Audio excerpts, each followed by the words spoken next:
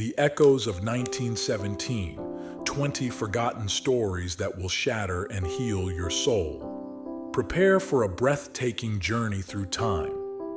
This spectacular lecture series brings back 20 forgotten literary masterpieces from the golden year of 1917, exploring the absolute depths of human nature, sacrifice, and ultimate redemption. You will meet a proud socialite parading a solid gold parrot cage, a colossal yet gentle immigrant maid acting as a guardian angel, and two quiet men facing an ironic twist of fate over a midnight cup of tea. From thrilling jungle adventures to chilling psychological horrors, these stories capture the raw emotions of an era torn by war and driven by unspoken dignity. Every tale serves as a magnificent mirror, reflecting our own deepest desires, regrets, and resilience. Step away from the modern noise and lock eyes with these unforgettable souls, because in understanding their survival, you will finally find peace within your own.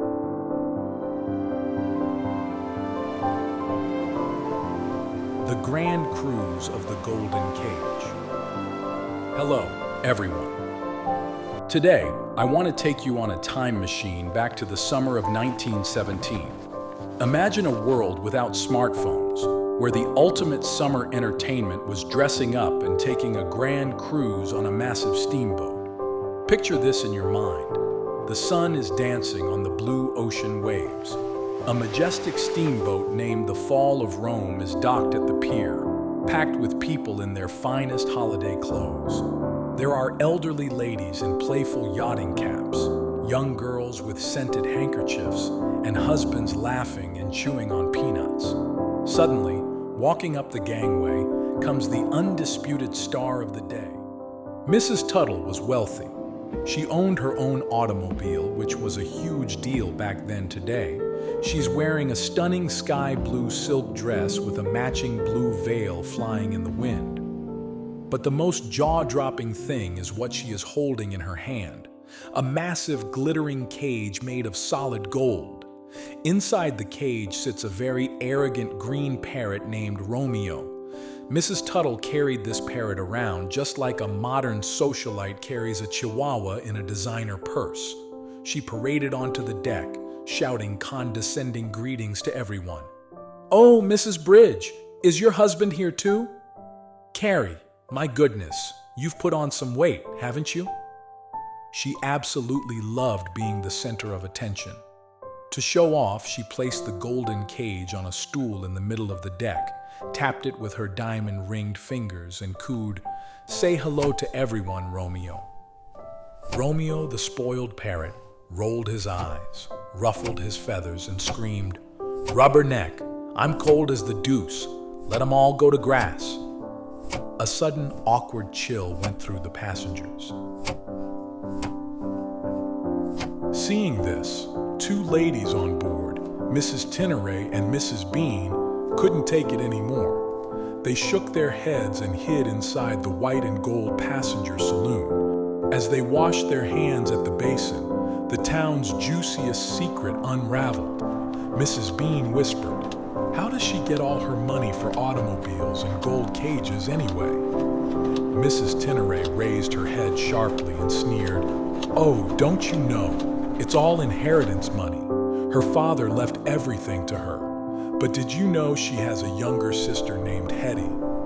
Hetty married a poor man, and they've had nothing but bad luck. This selfish sister won't give Hetty a single penny.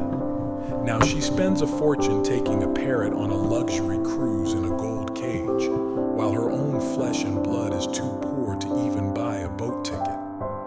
The two ladies glared out the window at the blue silk dress, full of sympathy for the poor sister and disgust for the wealthy one. The boat cruised on, and its next stop was Chadwick's Landing, the exact village where the poor sister Hetty lived. As the ship docked, passengers crowded the rails. Down on the pier, Mrs. Tinneray instantly spotted a small, thin figure. It was Hetty. She was wearing a faded gingham dress, a battered old straw hat, and was carrying an empty grocery basket. She had simply walked down to the pier to watch the fancy boat pass by. Mrs. Tinneray nudged Mrs. Tuttle and said coldly, "Your sister is down there on the wharf. Go on, talk to her." With everyone watching, the proud Mrs. Tuttle had no choice.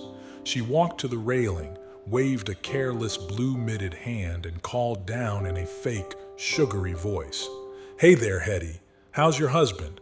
Why aren't you on the cruise? Is he still out of work?" The words were incredibly sharp, and the crowd went silent, looking down at the poor sister. Hetty winced slightly, but she stood tall.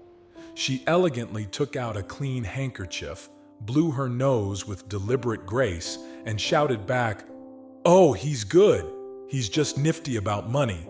He isn't like some people, clutching onto every single penny." Someone on deck burst out laughing. Hetty didn't stop there. She smiled and boldly shouted a beautiful lie. "We just bought a grand gramophone. We listen to it day and night. Oh, and the telephone. My friends call me all the time and we talk until 9 o'clock at night." Mrs. Tuttle's face turned red. She muttered to the crowd, "She's lying. She doesn't have a telephone." Just then, the boat's whistle blew for departure. Hetty looked up at her wealthy sister and fired a parting shot. "Say, how is your parrot? How is your beau, Romeo?" The entire crowd on the ship burst into a massive titter. At that exact moment, a group of cynical young men on deck, along with Mr. Tinneray, exchanged a quick glance. These young men were usually full of mischief, but right now, their sense of justice was on fire. In the chaos of the boat starting to move, this band of young men suddenly grabbed the solid gold parrot cage, with the cursing parrot still inside, and sprinted down the gangplank. At the very last second, they placed the glittering cage right into the shocked arms of Hetty and leaped back onto the moving ship. Mr. Tinneray cupped his hands and roared to the shore, "Your sister wants you to keep him. She is going to drive over in her automobile soon to visit you and take you back to her mansion for a grand vacation."